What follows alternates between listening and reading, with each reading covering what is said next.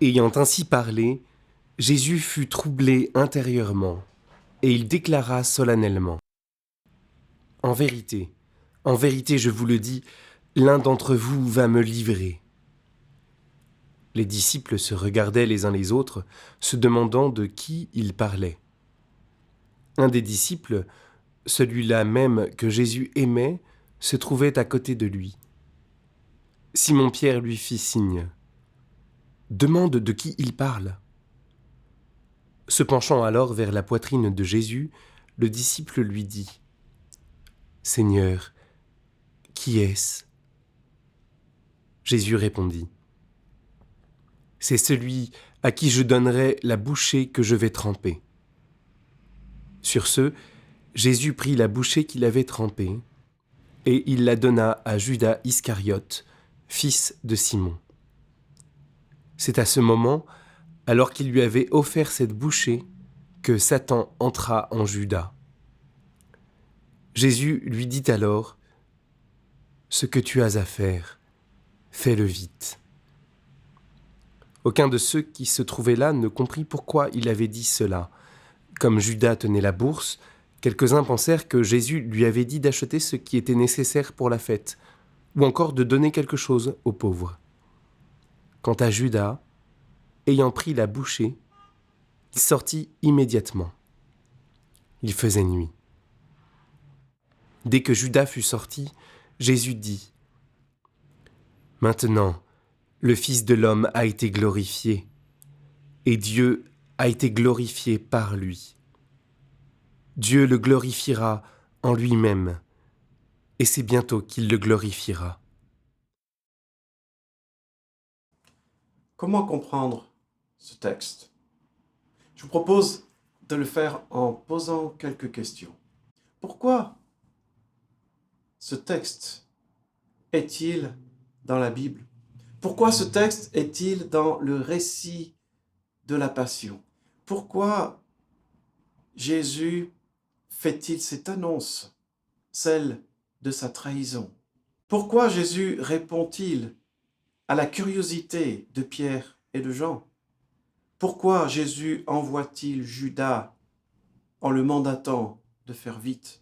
Un éclairage pour répondre à ces questions se trouve dans les quelques versets qui précèdent. Si nous lisons dans le chapitre 13, à partir du verset 1er, avant la fête de Pâques, sachant que l'heure était venue pour lui de passer de ce monde au Père, Jésus, qui avait aimé les siens qui étaient dans le monde, les aima jusqu'au bout. Pendant le repas, alors que le diable avait déjà mis au cœur de Judas, fils de Simon, de le livrer, Jésus, qui savait que le Père avait tout remis entre ses mains, qu'il était venu de Dieu et qu'il s'en allait à Dieu, se leva de table et le récit continue. Nous poursuivons la lecture dans le verset 18 de ce même chapitre. « Ce n'est pas de vous tous que je le dis. Je connais ceux que j'ai choisis, mais il faut que l'Écriture s'accomplisse. Celui qui a mangé avec moi le pain a levé son talon contre moi. » Et donc le verset que nous avons entendu il y a un instant, le verset 21, « Après avoir ainsi parlé, Jésus fut troublé en son esprit et fit cette déclaration, « en vérité, je vous le dis, l'un de vous me livrera. » Mais la pointe dans ces textes qui précèdent, qui nous donnent un sens à tout cela, se trouve, lui, dans le verset 19 de ce chapitre 13. Jésus dit : « Dès à présent, je vous le dis, avant que la chose arrive, afin que lorsqu'elle arrivera, vous croyiez que moi, je suis. » Afin que vous croyiez que moi, je suis. Jésus emploie là une formule très forte, formule qu'il a déjà employée lorsqu'il dit « Moi, je suis le chemin, la vérité et la vie. Moi, je suis la lumière du monde. Moi, je suis la porte des brebis. » À chaque fois que Jésus emploie cette formule « Moi, je suis », il réveille des passions, particulièrement auprès des docteurs de la loi, parce qu'ils entendent très bien dans ce propos que Jésus reprend une formule qui est attribuée à Dieu seul. « Je suis qui je suis », dit Dieu à Moïse. « J'étais, je suis, je serai. » Et lorsque Jésus emploie cette formule, il est en train de dire « Je suis Dieu. » Ce que Jésus est en train de montrer par ses propos, c'est qu'il maîtrise la situation. La raison pour laquelle ce texte est ici, la raison pour laquelle il annonce sa trahison, c'est pour montrer que, en tant que Dieu, venu sur terre, Emmanuel, il maîtrise la passion.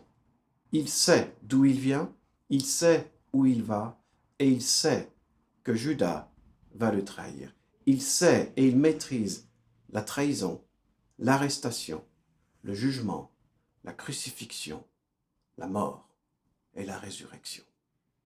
Enfin, nous pouvons relever qu'une des raisons pour lesquelles ce texte se trouve ici, c'est que Jésus prépare ses disciples.